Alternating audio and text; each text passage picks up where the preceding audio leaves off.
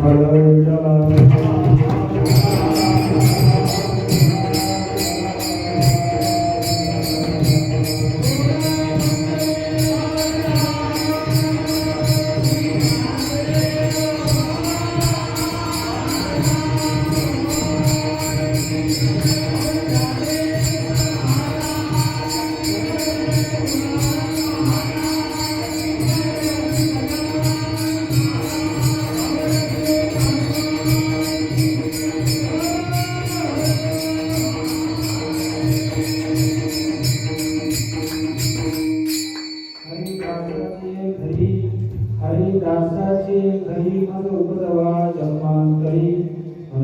काही मागा देगा पांडुरंगा संता लोटा म्हणे जाताला नको म्हणे तुला म्हणे अंगी शक्ती देई नाचे रंगी विठ्ठल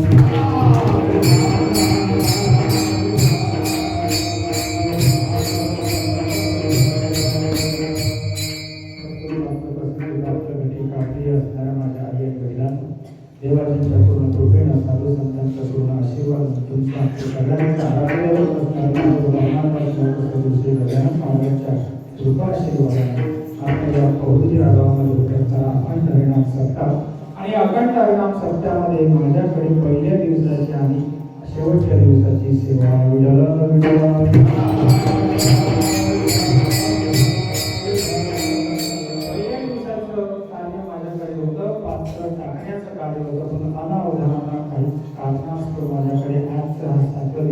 सेवा आली आणि तुमच्या सेवेसाठी निवडलेला अभंग महाराष्ट्र राज्याचे वारकरी संप्रदायाचं विशाल व्यक्तिमत्व दर्शवणारे बाबाजी चैतन्याच्या मालिकेतील असणारे जगद्गुरु संत तुकाराम महाराजांच्या गाथ्याची भगवंताला मागण्याचा अधिकार ज्यांना आहे ते तुकोबाराया या अभंगाच्या माध्यमातून पुन्हा आम्हाला जड जीवाला उद्धारण्याचं नवनंतर अत्यंत दुःखाची निवृत्ती आणि परमानंदाची प्राप्ती करण्यासाठी आमचा जन्म हरिकुळामध्ये व्हावा आणि आपल्या जन्माचं सार्थक व्हावं अभंगामध्ये वर्णन केलेलं आहे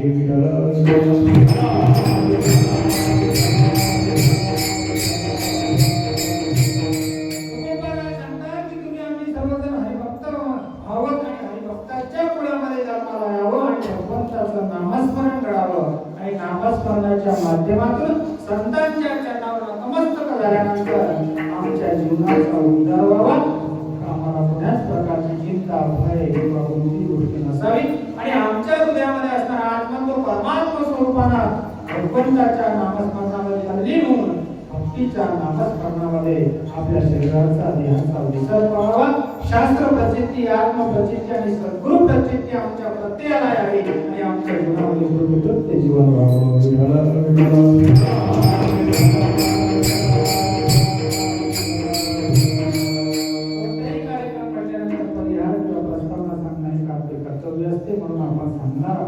शिव महापुराण कथा ज्ञानयज्ञ आज सुरू आहे आणि या ज्ञानयज्ञामध्ये परमपूज्य आदरणीय गुरुवर्य गाथामूर्ती हरिभक्त परायण रामदासजी महाराज तायडे अलंपूरकर यांच्या सुश्राव्य अशा वाणीमधून आपण शिव भगवानांचं असणारं दर्शन अनुभव आपल्याला या कथेच्या माध्यमातून प्राप्त होत आहे. ही भाग्याची गोष्ट आहे आणि पहुडजीला हे गाव अति भाग्यवान आहे. या गावामध्ये एक सप्ताह झाला की दुसऱ्या सप्ताहाला सुरुवात होते. दुसऱ्या दिवसाची जी सप्ताहाची सुरुवात होणार आहे ते आमचे बाबा पिंपराळे सुद्धा उपस्थित आहे. ते आमचे परम भाग्य आहे.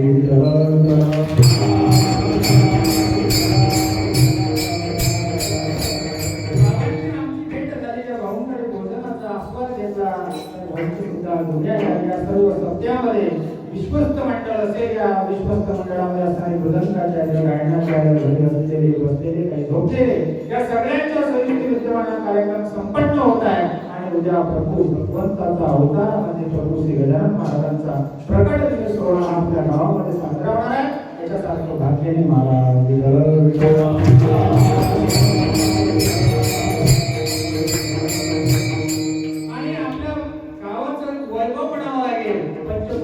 एक भागवत झालं की दुसऱ्या भागवताला सुरुवात होते. एवढा भक्तीचा महिमा आपल्या गावामध्ये आहे आणि तुमच्या सगळ्यांच्या सेवेसाठी निवडलेला अभंग महाराष्ट्र राज्याचे वारकरी संप्रदायाचं विशाल व्यक्तिमत्व दर्शन आहे. बाबाजी चैतन्याच्या मालिकेतील असणारे जगद्गुरु संत तुकाराम महाराजांच्या गाथ्यातील भगवंताला नामाचा महिमा किंवा नामस्मरण केल्यानंतर जो अधिकार प्राप्त होतो आणि अधिकार प्राप्त झाल्यानंतर जो देवाला न मागता स्वतः विचार करतो काय मागायला पाहिजे आणि भगवंताच्या कृपेनं साधू संतांच्या आशीर्वादानं तुकोबारायांनी भगवंताला मागितलं तर तुमच्या आमच्या सगळ्यांचा जड जीवाचा उद्धार होण्यासाठी आणि हरिदासाचे माझा जन्म असा कुळामध्ये जन्माला यावं की जेणेकरून भक्ती मार्गाचं अमूलाग्र असतं वर्म कळावं आणि ते वर्म कळल्यानंतर माझ्या जीवनात अत्यंत दुःख नाहीसं व्हावं आणि परमानंदाची प्राप्त व्हावी. तर संत तुकाराम महाराज अभंगामध्ये भावात्मक स्वरूपाने तुम्हाला सांगितलं.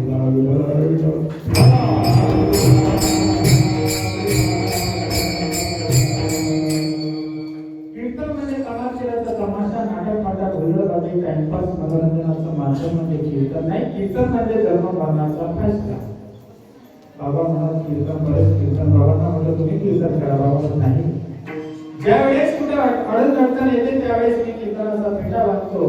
परंतु आज योग असा होता, बाबांना लेकराने सांगावं आणि बाबांनी ऐकावं अशी परिस्थिती आहे.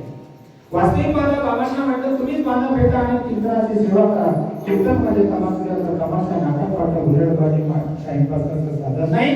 कीर्तन म्हणजे संतांनी सांगितलेला अमूल्य असा परिवर्तनाचा मार्ग.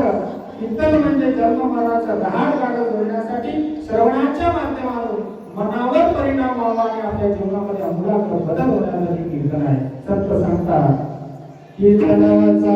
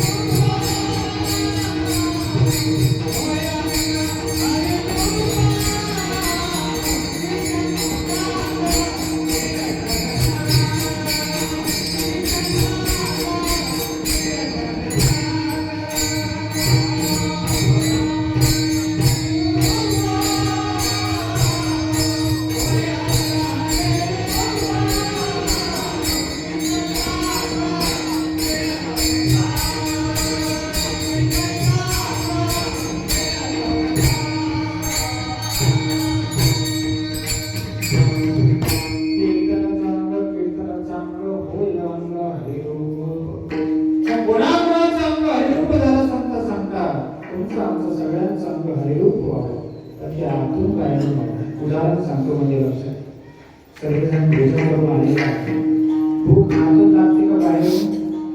आतून. तहान आतून लागते, भूक आतून लागते. जर भूक आतून लागते आणि पोटाला जर भाकरी बांधल्या, 5 भाकरी बांधायच्या आणि जलम, माटरगाव, भास्तान, मच्छिंद्रखेड फिरून यायचं आणि भूक भूक भूक तर भूक होईल का? भूक होणार नाही. तसं तहान आतून लागते, अंगावर जर पाणी घेतलं तर तहान जाणार नाही माहिती. तसा परमार्थ सुद्धा साधू संतांनी दिलेला वर्म आहे, तो आतून करावा लागतो. आणि संत तेच सांगतात तुमच्या आमच्या जन्माचं रहाड काढत तोडण्यासाठी आपला जन्म झालेला आहे आणि कुठेतरी विचार करण्याची वेळ आलेली आहे. विठ्ठल विठ्ठल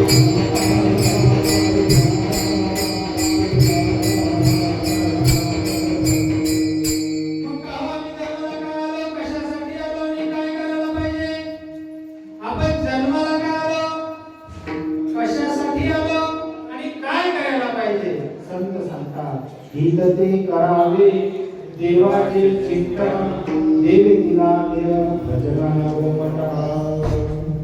करण्यासाठी आपल्याला देह मिळालेला आहे, परंतु कळालेला नाही. आणि कळण्यासाठी, समजून घेण्यासाठी कीर्तनाच्या माध्यमातून, प्रवचनाच्या माध्यमातून पांगलेल्यांचा मेळ घालणे, एका ठिकाणी आणणे आणि त्याच्या माध्यमातून तुमच्या आमच्या मनावर परिणाम होणे. आणि परिणाम झाल्यानंतर झालेला बदल म्हणजे परिवर्तन म्हणजेच परमार्थ.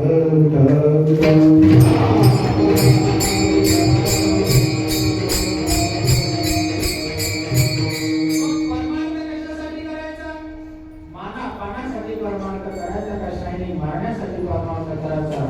संत सांगतात परमार्थ महाधर जोडी देवाचे चरण. देवाचे चरण सोडण्यासाठी परमार्थ करायचा म्हणजे कलियुगामध्ये असणारा परमार्थ सांगायची गरज नाही. मानापानामध्ये असणारा परमार्थ अहंभावाने, गंभीरपणाने, गांभीर्याने केला जातो आणि जीवन मरणाचं रहाड काढावं लागतं, तुझंच नाही. त्याच्यावेळी पश्चातापाची वेळ येते, वेळ निघून जाते. संत संतान माय केल्याचं दुःख नाही, पण काळ स्वभावतो आहे.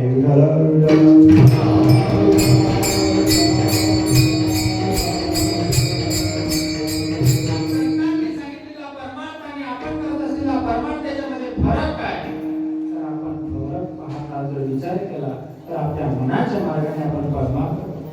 संतांनी दिलेला मार्ग समजून आणि प्रांजळ मनाचा आहे. संतांनी सांगितलेला मार्ग अगदी बहुमोलाचा आहे, अनमोल आहे, परंतु आपण विचार करत नाही. जर चांगला जर बारीक विचार केला तर आपल्याला लक्षात येईल काळाचे काळाने रक्ताचं पाणी ज्या महात्म्यांनी केलं त्यांच्या जीवनामुळे आपण इथं बसलेलो आहोत, श्रवण करत आहोत, ऐकत आहोत. नाही तर आपण एवढी मजा नसते आपण इथं बसलो. आणि एक करून सुद्धा आपण ऐकत नाही. ज्या साधू संतांनी हाडाचे काळ रक्ताचं पाणी करून स्वतःचं शरीर शिजवलं, नव्हे तर शरीराचा त्याग केला आणि ते अमर झाले. नव्हे तत्वानं तुमच्या आमच्यामध्ये हृदयामध्ये प्रस्थापित आहे. आणि अजूनही वेळ गेली नाही. आपण जर चांगला जर वाईट विचार केला नाही तर आपल्या जीवनाचा राहणार तुटणार नाही.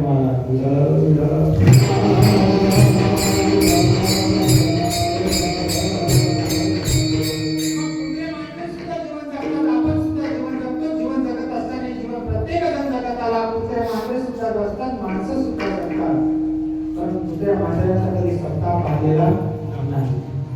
गाई गुरांचा कधी सत्ता पाहिलेला नाही. माणसाच्या जोडीमध्ये माणूस म्हणून आपण जन्माला आलेला आहोत. तर आपल्या जीवनामध्ये आद्य कर्तव्य आहे परमार्थ करणे, समजून घेणे आणि जन्ममरणाचा राहण तोडणे. पण ते जर आपण करत नसाल तर संत सांगतात. तर आपण जर आपल्या मनाच्या मार्गाने जर परमार्थ करू तर माऊली सुद्धा आयुष्यामध्ये सांगतात मनमार्गे गेला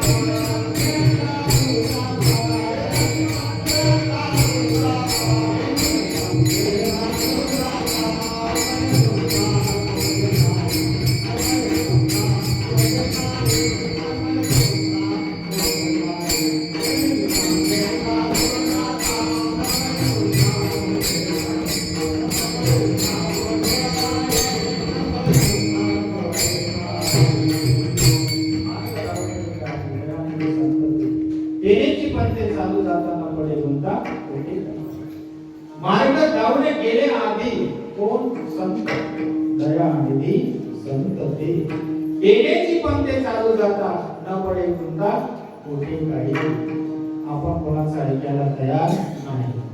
सांगणारा सांगतो, ऐकणारा ऐकतो. महाराज तुमचं तुम्हाला, आमचं आम्हाला.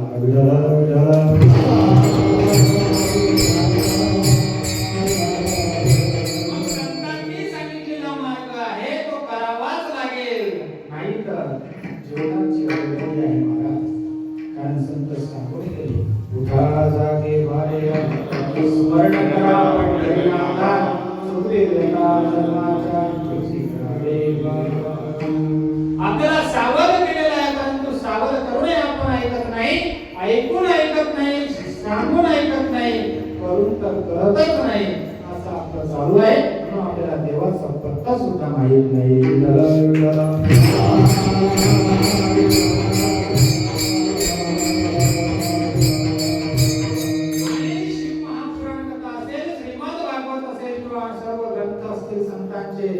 साहित्य असेल या सर्वांमध्ये जे ज्ञान आहे ते ओतप्रोत भरलेलं आहे. ते ज्ञान बिंबवण्याकरिता श्रवणाच्या माध्यमातून मनोनिग्रह आणि इंद्रिय निग्रह करून पंच ज्ञानेंद्रिय, पंच कर्मेंद्रिय, मन आणि बुद्धी यांच्या संयुक्त विद्यमाने शरीर चालते आणि बोलते. चाले हे शरीर कोणाची आसक्ती ओम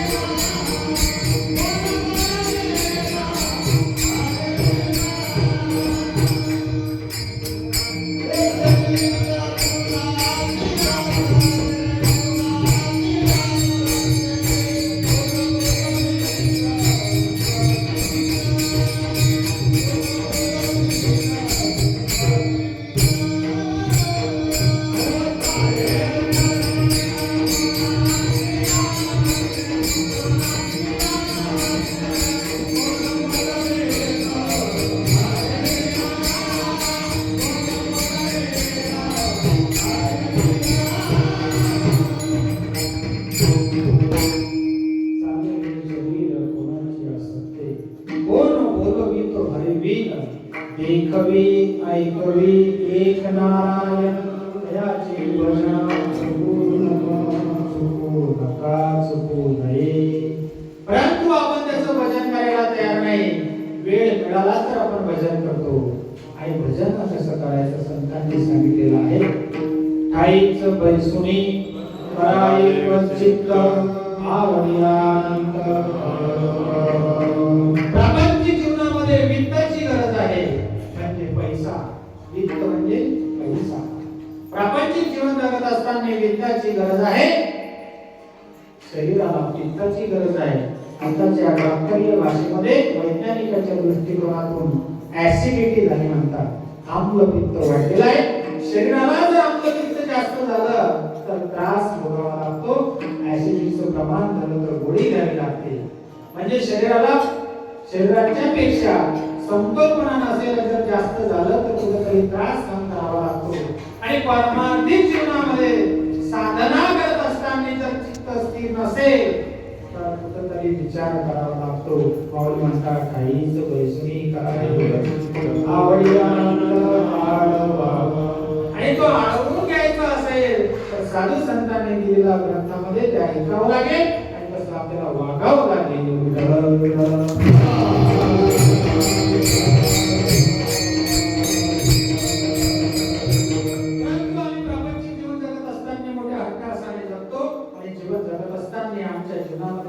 अपेक्षा असतील इच्छा असतील त्याची पूर्तता करण्यासाठी रात्रंदिवस आम्ही झटकत आहोत किंवा धडपड करत आहोत. 21व्या शतकामध्ये 21व्या युगामध्ये माणूस फार सुंदर विचार करतो. आपल्याला पैसा मिळेल, संपत्ती मिळेल, ऐश्वर्य मिळेल, सर्व काही मिळेल, परंतु परमार्थाच्या साधनेसाठी तो तत्पर आहे. त्याच्या जीवनाचं कल्याण होईल. कारण संत सांगतात भरतखंडी न देव प्राप्ती येतो परम भाग्याची संपत्ती. महाराष्ट्र या अखंडित देशामध्ये आपण राज्यामध्ये जन्माला आलो आणि या भारत या देशामध्ये जन्माला आलो आपलं सौभाग्य आहे.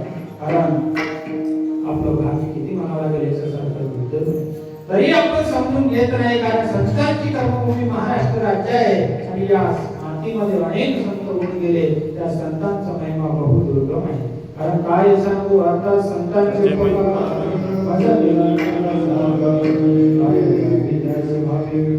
देवी पाणी जीव थोडा सहज पूर्णे उपदेश करुणे सास शिकवती. तुका म्हणे वस्त गणवेची चित्ती तैसे मजे ते सांभाळून. आणि जशी गाय वासराला सांभाळते तशा पद्धतीने संत आपल्याला सांभाळ करतात आणि आपल्या जीवनाचा उद्धार करतात.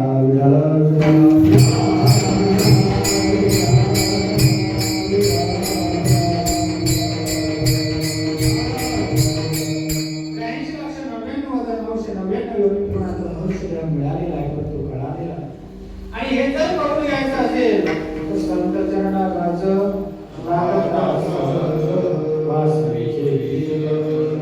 मग राम नामे विपद्यावर सुख बलवडी वाढवा गंडी प्रेम नाटे उदय ही अवस्था आपल्याला परमार्थिक क्षेत्रामध्ये एवढं गरजेचं आहे. परंतु परमार्थ आता शायनिंगचा सुरू झाला. परमार्थामध्ये डॅशिंगपणा आला. परमार्थामध्ये हौस मजा झाली. परंतु दिसायला परमार्थ नसावा. व्यवस्थेपेक्षा अवस्थेला परमार्थामध्ये संतांनी किंमत सांगितलेली आहे. आणि ती अवस्था जर आपल्याला प्राप्त होत असेल तरच आपल्या जीवनामध्ये परमार्थ व्यवस्थित आहे. विठ्ठल विठ्ठल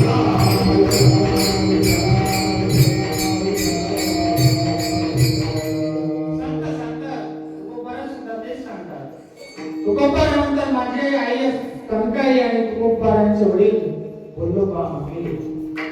त्यांच्या जीवनामध्ये असा पुत्र जन्माला आला की त्याने धर्माचं कार्य निस्वार्थ निरपेक्ष भावनेने उदात्त अंतःकरणाने तुमच्या आमच्या जीवनामध्ये उद्धार होण्यासाठी केलं.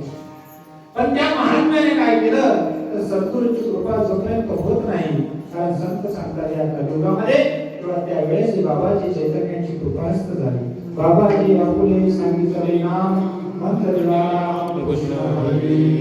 आणि बाबाजी चैतन्यांच्या चरणावर नतमस्तक झाले. तुकोबारायांनी कृपाहस्त केला आणि साधनेला सुरुवात झाली. आणि बाबाजी चैतन्यांच्या कृपा आशीर्वाद तुकोबाराय म्हणतात माझ्या जीवनामध्ये अमूलाग्र असा बदल झाला. विठ्ठल विठ्ठल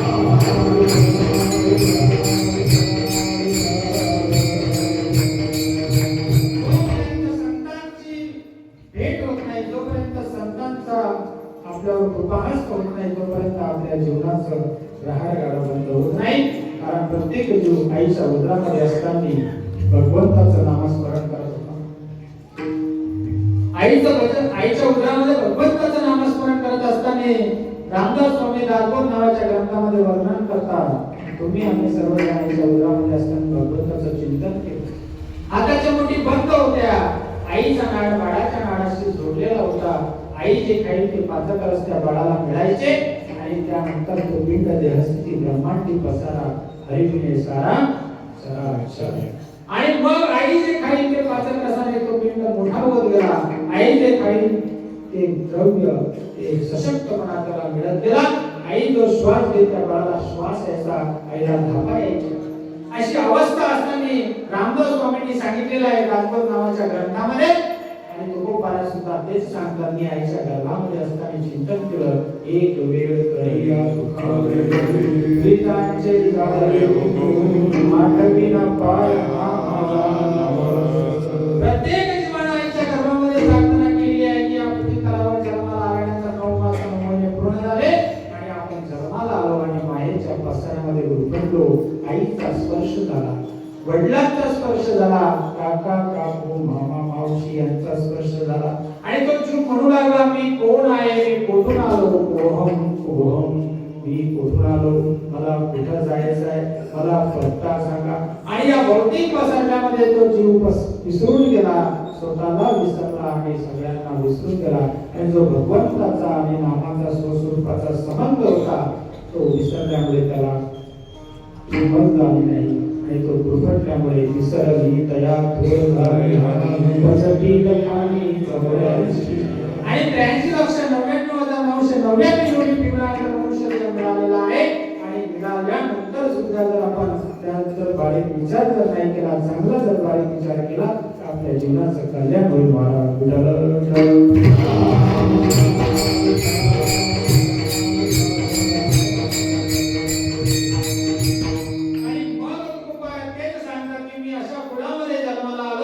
ज्याच्यामुळे माझ्या जीवनाचा तर उद्धार झालाच, परंतु माझ्यामुळे सगळ्या जीवांचा उद्धार होण्यासाठी असा जन्म हरिकुळामध्ये जन्माला प्राप्त यावं यासाठी अभंगाच्या पहिल्या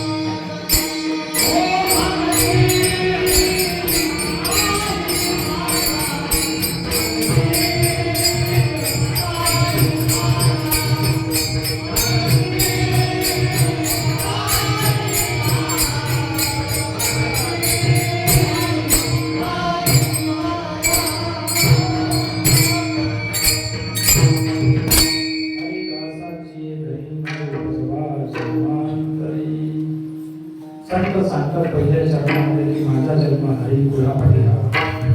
कारण संत त्याचे जाऊन सांगतात. श्रीमद भागवतामध्ये असे सर्व साधू संतांनी ग्रंथामध्ये वर्णन केलेले आहे. ग्रहण करून ज्या ज्ञानाचा कधी अंत होत नाही, जे त्रिकाल बाधित आहे, जे अगोदरही होतं, आताही आणि पुढेही राहणार आहे, ते म्हणजे शास्त्र आहे. आणि या शास्त्रामध्ये संतांनी दिलेला पुरावा तो आमच्या जन्म मरणाचा गहाळ तोडण्यासाठी आहे.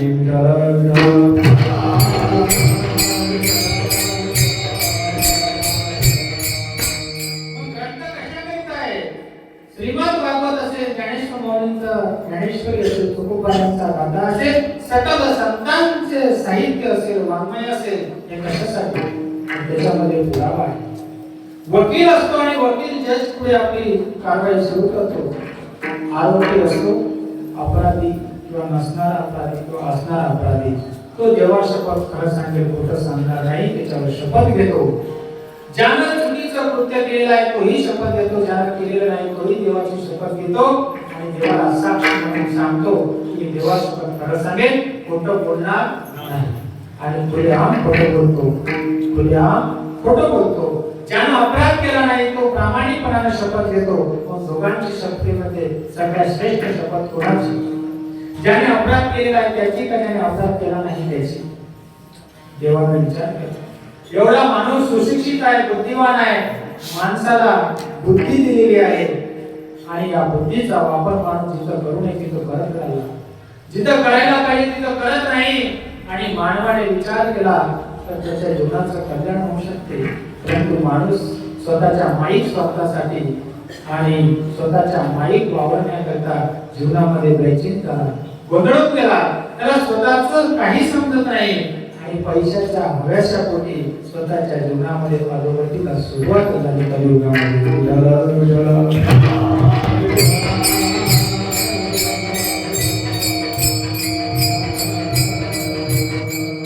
मला हेच सांगायचं आहे की आपलं जीवन एकदा मिळालेलं आहे, परत जीवन मिळणार नाही. परंतु माणूस ऐकायलाच तयार नाही.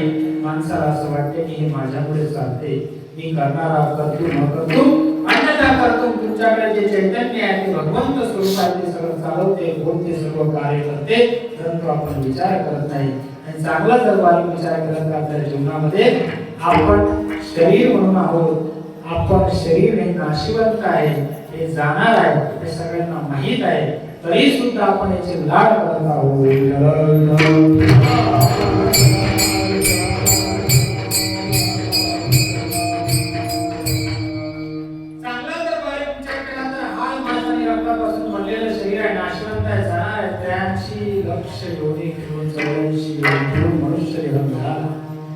कुत्र्या मांजरांना सुद्धा बुद्धी नाही, पण बुद्धीचा वापर करतात. माऊली हरिपाठामध्ये सुंदर सांगतात, बुद्धीचे वैभव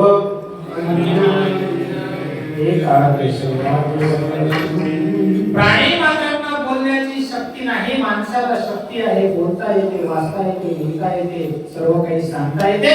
50 रुपयाचे 100 रुपये करण्याची क्षमता माणसामध्ये आहे, पण प्राणी मात्रांना बोलता येत नाही. प्राणी मात्रांचे पुढे सत्य नाही.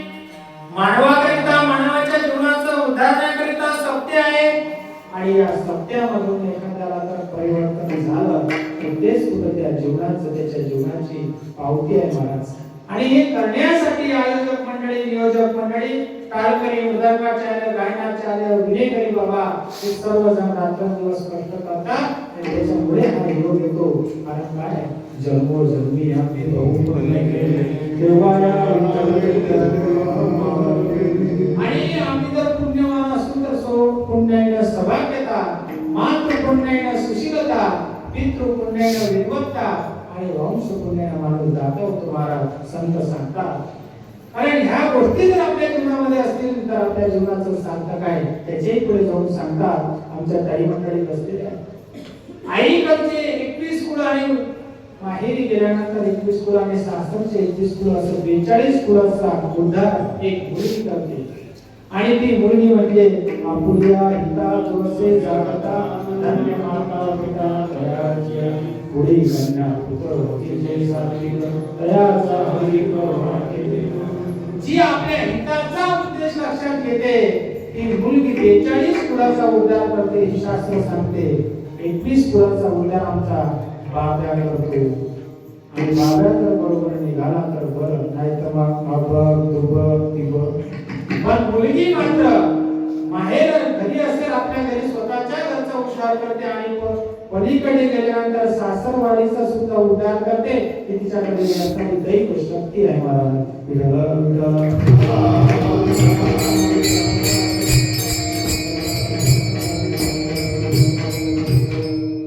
ज्ञानेश्वर माऊलीने ज्ञानेश्वरी सारखा पवित्र ग्रंथ लिहिला. हालाचे काळ रक्ताचं पाणी. ज्यांच्या आई वडिलांना देहांत प्रायश्चित्त द्यावं लागलं, समाजाच्या अवमानामुळे शुद्ध पत्र मिळण्यासाठी वेळ कमी आहे म्हणून तुम्हाला सहज सांगतो. पैठण क्षेत्रामध्ये असणारे नाथ महाराज, शांतदूत एकनाथ महाराज पैठण क्षेत्रामध्ये ज्ञानेश्वर माऊली, निवृत्तीदादा आणि सोपान आणि मुक्ताबाई गेलेले आहेत. गेल्यानंतर त्यांनी तिथलं वातावरण पाहिलं. पांडित्य लोक होते. पांडित्य लोकांनी विषय निवडला की या ज्ञानाचा कुठेतरी आपण या ज्ञानाची परीक्षा घेण्याचा विचार करत आहे. आणि पांडित्य लोक एकत्र झाले. जसे चांगले लोक एकत्र येण्यासाठी खूप वेळ लागतो आणि वाईट लोक एकत्र येण्यासाठी वेळ लागत नाही. हा कलियुगाचा महिमा आहे. ढाब्यावर बसायचं म्हटल्यानंतर टाइम फिक्स असतो आणि कीर्तन द्यायचं म्हटल्यानंतर 10-15 मिनिटं मागे पुढे होतात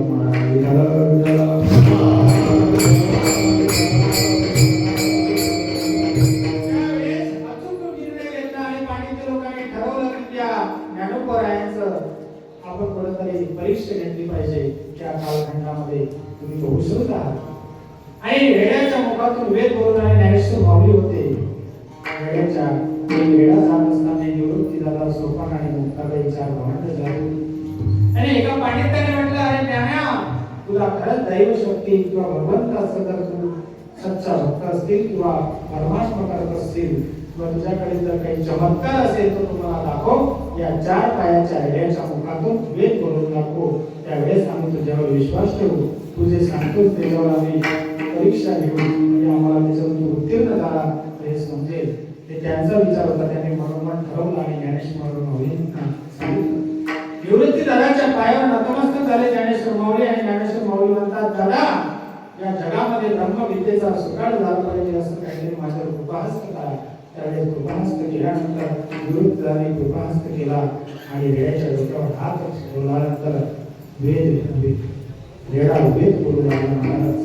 आणि वेडाने वेद बोलताना ज्यांचा गर्व हरण केलं, ज्यांनी परीक्षा पाहण्याचं ठरवलं, त्यांच्या डोळ्यातून अश्रू वाहू लागले की मी या संत महात्म्यांची परीक्षा पाहण्याचं ठरवलं. आम्ही दुर्भाग्य आहोत की आम्ही या संत महात्म्यांना ओळखू शकलो नाही. आणि ओळखण्यासाठी, पारखण्यासाठी संतांनी तुमच्या आमच्यासाठी चमत्कार केले. तर विश्वास बसण्यासाठी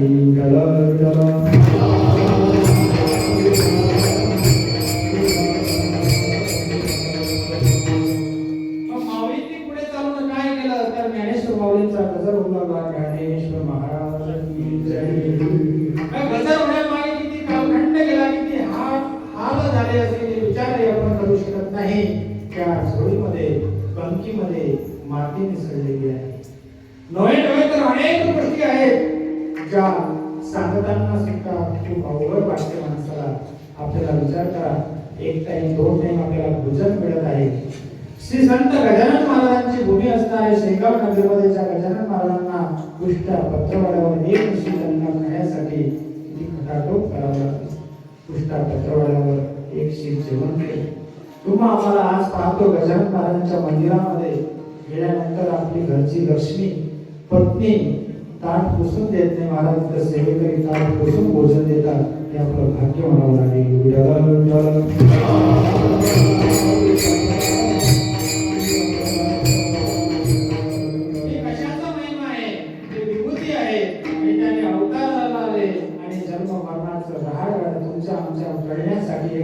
सावधानतेचा विचार दिला की भक्तीचं वर्म संत सांगतात, जाणे भक्तीचा जिव्हाळा तो देवाचा पुतळा. आणि नये माझ्या मना लोका पकडी नापरूपी जडले चित्त त्याचा दास मी अंकित. तुका म्हणे गोविंद भक्ती जाणे तोची. जी आत्मिक अंतःकरणाने केली जाणारी भक्ती ती भगवंताला प्रिय आहे. आणि अशी भक्ती केल्यामुळे काही देवाला मागायची गरज नाही. देवाने जे दिलं आहे अनमोल आहे. देवाच्या दुसऱ्या चरणामध्ये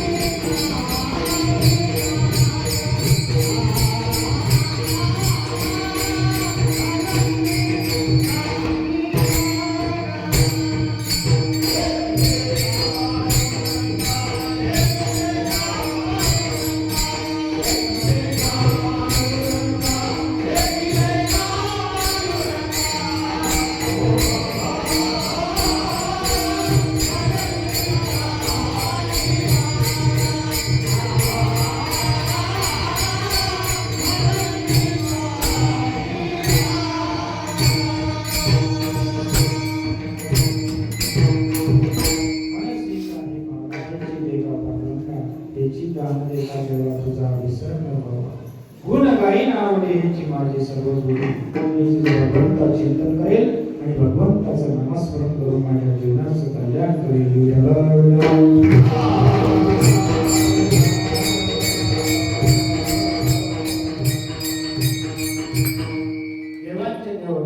महादेव भगवान शंकर कैलासपती शिव महापुराण नवनाथ भक्तीचा नावाचा ग्रंथ आहे, ज्याच्यामध्ये सुद्धा आलेला आहे शिवाचा महिमा. शिव जीव आणि शिव एकच आहे. जीवाला आवरण आहे ते जीवाचं बद्ध अवस्था पार करण्याचं संकल्प आहे. शिव महापुराण आहे.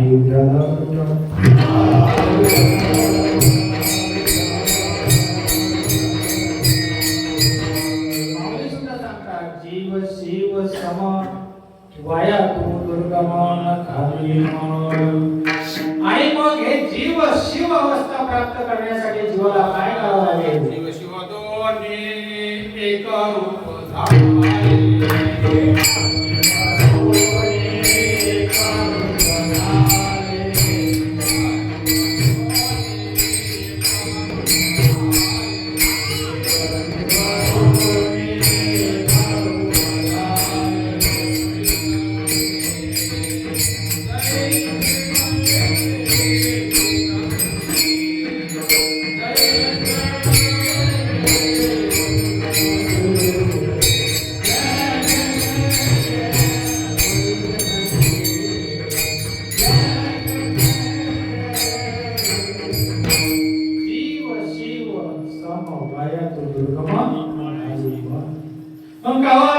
जीवाला माहित आहे शिव कुठे आहे, पण तो जीव विसरला.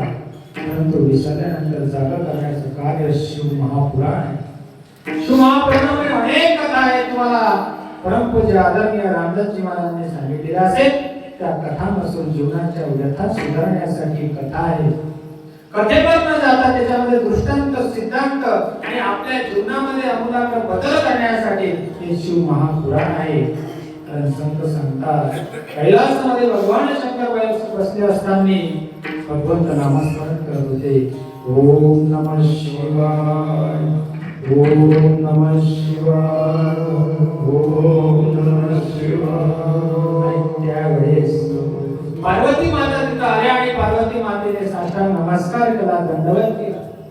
तुम्ही देवांचे देव महादेव भगवान शंकर कैलासपती ब्रह्मांड नायक विश्वाचं नाश करणारे तुमच्याकडे डिपार्टमेंट आहे. जसं आता डिपार्टमेंट एकाकडे असते आणि ते डिपार्टमेंट तुम्ही सांभाळता नाश करण्याचं. मग तुम्ही कोणाचं नामस्मरण करता, ध्यानस्थ कशासाठी बसता कैलासामध्ये? त्यावेळेस पार्वती मातेने प्रश्न विचारल्यानंतर भगवान शंकराने डोळे उघडून काढल्यानंतर ऐकलं, श्रवण केलं आणि पार्वती मातेने सांगितलं की भगवान प्रभू श्रीरामचंद्रांचं नामस्मरण करतो. भजन करी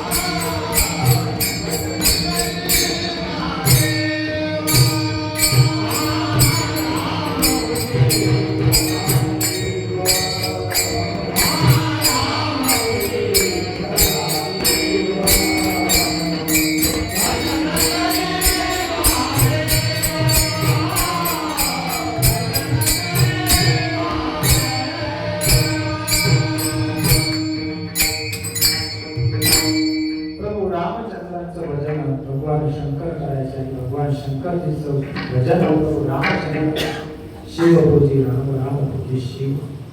दोघं एकमेकांचं नामस्मरण करत होते आणि पार्वती मातेला कळालं की हे प्रभू श्रीरामचंद्रांचं ध्यान धारणा करतात, साधना करतात. आणि त्यावेळेस पार्वती मातेला हट्ट केला. एखाद्या पतीकडे हट्ट करावा की मला चांगल्या प्रकारे 500 रुपयाची साडी आणावी. लाडकी बहीण योजना केवायसी सुरू तुमच्याकडे आहे का? त्यांच्या पैसे आहे नाही, लाडका भाऊ. तर तशा पद्धतीने आई साहेबांनी पार्वती मातेला प्रश्न केला की मला जे नामसाधना करता, चिंतन करता, मनन करता ते मला साधना द्या.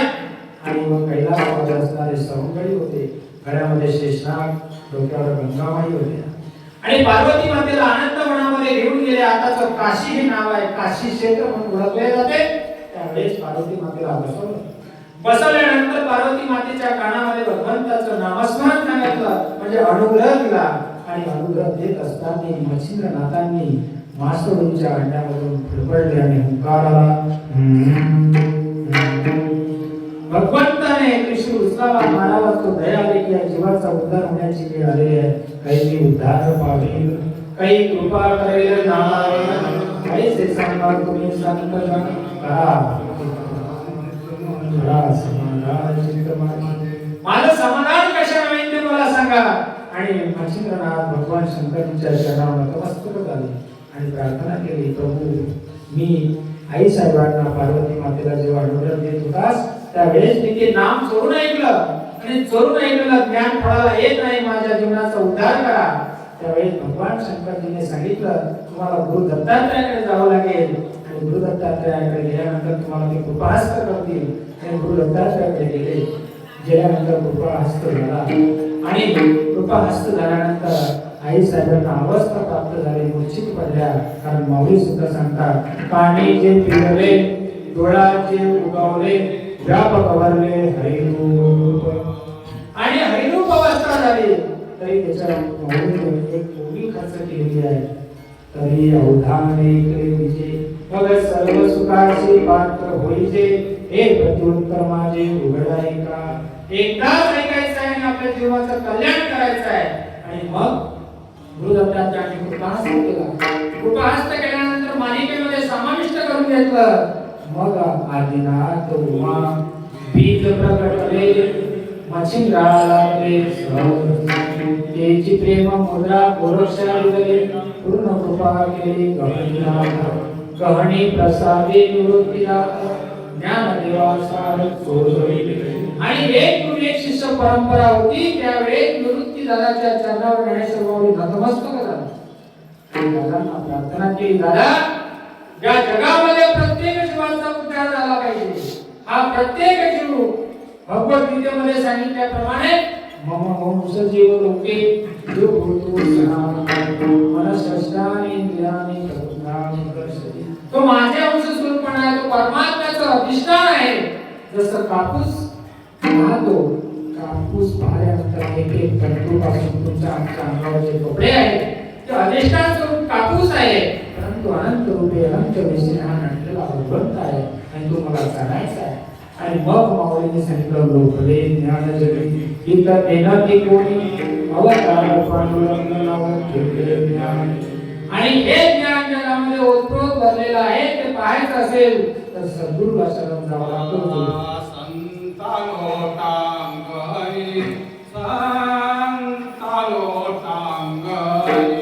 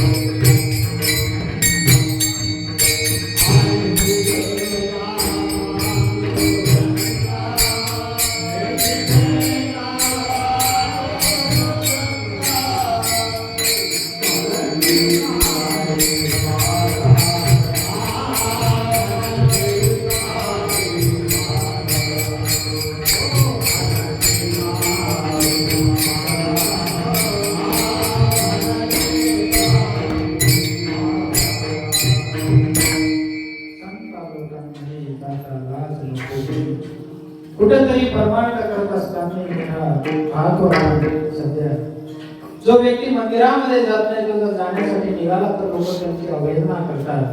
एखादी ताई असेल, आई असेल, एखादी मुलगी असेल, मंदिरामध्ये जर जात असेल तर तिला हिणवल्या जाते, मोठी देव देव करत आहेस, मोठी महाराज झाली. परंतु वस्तुस्थिती तशी नाही.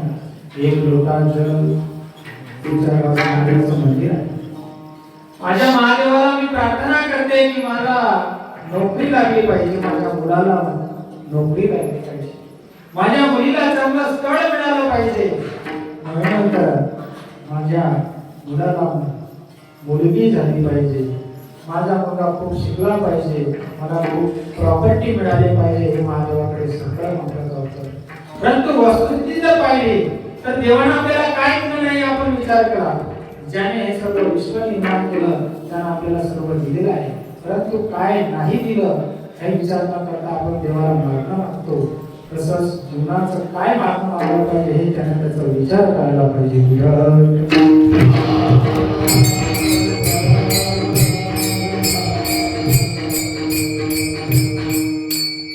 प्रत्येक विचार जर चांगला तर बारीक विचार केला तर आपल्याला चांगलं लक्षात येण्यासारखी गोष्ट आहे.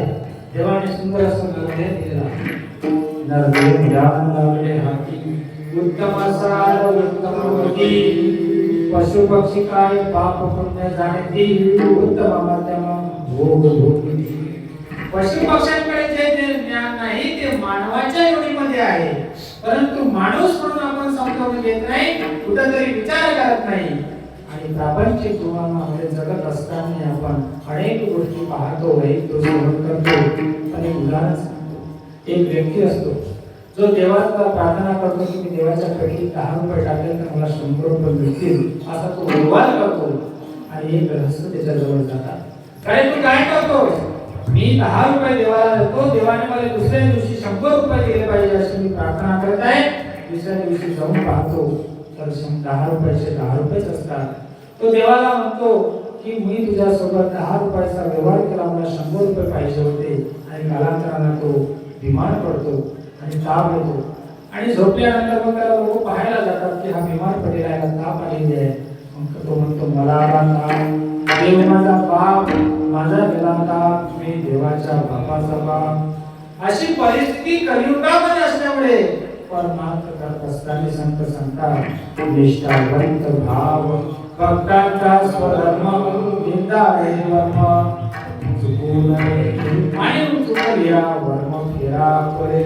म्हणून आपण निष्ठावंत भाव असायला पाहिजे. भावाचा भुकेला हाची दुष्काळ करा, भावे विना देव न कडे निसंग्य, गुरु विना अनुभव कैसा कडे.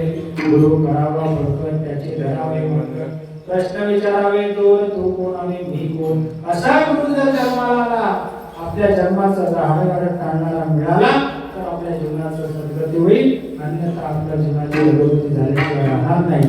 म्हणून सगळ्यांनी हाताने एकाने आणि मुखाने नामस्मरण करायचं आहे. विठोबा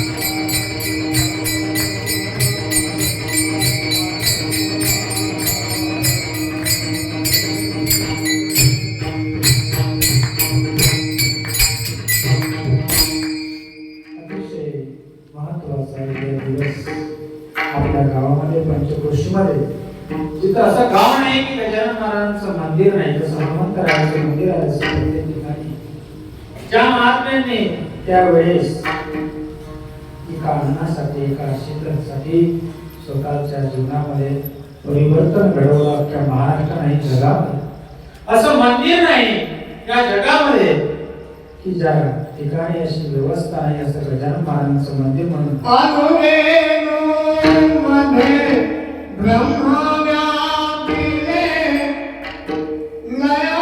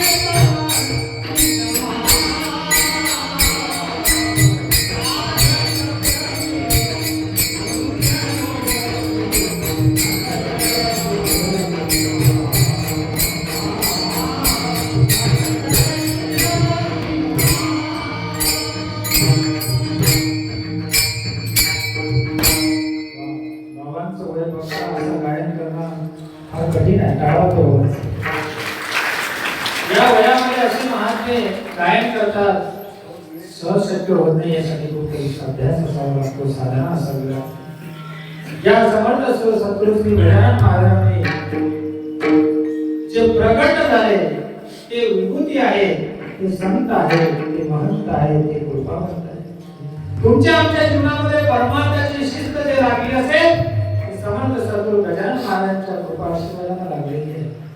आज पंढरपूर जसं ओळखलं जाते पांडुरंग परमात्म्याचं निश्चित भक्ती करणारे सर्व भक्तगण त्या ठिकाणी राहतात, तसं विदर्भामध्ये पंढरीचं स्वरूप म्हणून श्री समर्थ सद्गुरू श्री गजानन महाराजांकडे आज पाहायला जाते आणि अवघ्या जगामध्ये फैली आहे। अवघ्या जगामध्ये असं व्यवस्थापन नाही। या विश्वामध्ये तुम्ही कुठेही जा, लबाडी करणारे बरेच मंदिर आहे, पण एकमेव मंदिर म्हणजे आपलं श्री संत गजानन महाराजांचा, ही भाग्याची गोष्ट आहे।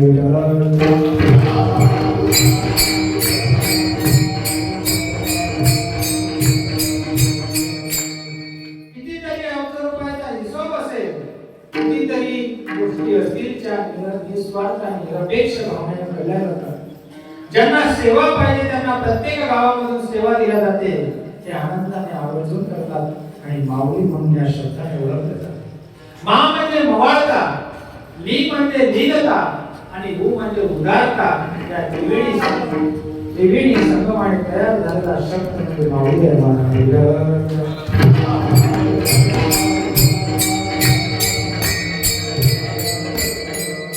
धर्माचे पालन करणे हे जीवना करणे का आणि ज्या नामाचा प्रचार आणि प्रसार अख्ख्या विश्वामध्ये झाला ते जशी पंढरपूरची वारी असेल ती समर्थ सद्गुरू गजानन महाराजांच्या शेगाव नगरमध्ये सुद्धा वाऱ्या करणारे बरीच मंडळी आहे। अनेक पालख्या गजानन महाराजांच्या शेगाव नगरीला येतात, ती श्रीमंत गजानन महाराजांचं मला दर्शन व्हावं आणि आत्मसात व्हावं। प्रत्येक ठिकाणी गजानन महाराजांचं श्री संत गजानन विजय ग्रंथांचं पारायण सुरू आहे। या पारायणाच्या माध्यमातून काय होईना भक्तीचं वर्म त्या गावामध्ये महिला मंडळी असतील, तरुण मंडळी असतील, सगळ्या सामूहिक रीतीने करत आहे। हा एक उत्सव आहे, त्या महात्म्याने आपल्याला अंतरंग जाणून दिलं आहे। जय जय सद्गुरू स्वरूपा, जय जय आहे जे सत आहे, शाश्वत आहे, त्रिकालबाधित आहे, अगोदरही होतं, आताही आहे, हे तुम्ही आम्ही नसणार तेव्हा पण ते राहणार। जय जय सच्चित स्वरूप जे सच्चिदानंद आहे, अविनाशी आहे, अव्यय आहे, निर्गुण आहे, निराकार आहे, जे आत्मस्वरूप आहे, ते तू मी आहेस। गण गण गणात होते गण गणात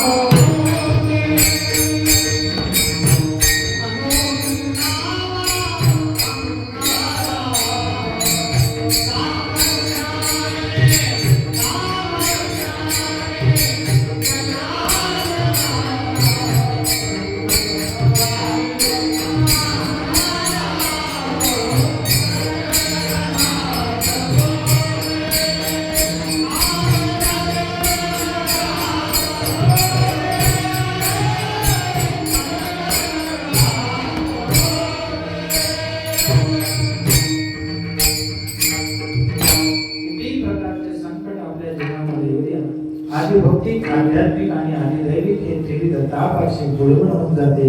जे अनादि चैतन्य स्वरूप तुमच्या आमच्या हृदयामध्ये आहे ते भगवंताचं वास आहे। मज हृदयी सद्गुरू जेने तारिलो हा संसार तू म्हणून शिष्य अत्यंत विवेकावरी जैसे डोळ्या अंजन भेटे ते वेळी दृष्टीचा फाटा फुटे भगवास पाहिजे प्रगटे महानिधी आणि हे तत्व विनाशी आहे, चिरंतर आहे, निरंतर आहे, जे धून आहे। त्यांची जी समाधी आहे त्या समाधीवर तुम्ही डोकं ठेवा आणि डोळ्यातून भाव निर्माण होतो, कारण भावाशिवाय देवाची प्राप्ती नाही। साधं भाजीपाला घेण्यासाठी जातो तर त्या भाजीपाल्याला भाव असतो। माय बाप हे समर्थ संत आहे आणि संतांचा अनुभव आपल्याला येतो त्यावेळेस शास्त्र प्रचिती, आत्म प्रचिती आणि सद्गुरू प्रचिती येते। त्यावेळेस जीवनामध्ये 33.5 ब्रह्मरंग आहे। या शरीराला 9 दरवाजे आहेत आणि जे दशमद्वार आहे ते समाधीस्थ अवस्थेमध्ये ठेवल्यानंतर आपल्याला अनुभव वेगळा वेगळा येतो, शरीराला थरकाप होतो, डोळ्यातून अश्रू वाहतात। ही अवस्था त्या समर्थ सद्गुरू गजानन महाराजांच्या नामस्मरणामध्ये असेल। ही पॉवर आहे, शक्ती आहे, ऊर्जा आहे, चेतना आहे, हे सर्व बल शक्ती एकत्र होते आणि आपल्या शरीरामध्ये जसं भगवान श्रीकृष्णाने सांगितलं अर्जुनाचा प्रत्येक रोम रोम भगवंताचं नामस्मरण करायचा. आमच्या जनाबाईच्या गवळ्या सुद्धा भगवंताचं नामस्मरण करायचं आणि आपण सुद्धा भगवंताचं जर नामस्मरण केलं तर आपलं जन्म मरणाचं सार्थक होईल. आणि तुकोबाराय अभंगाच्या शेवटच्या चरणामध्ये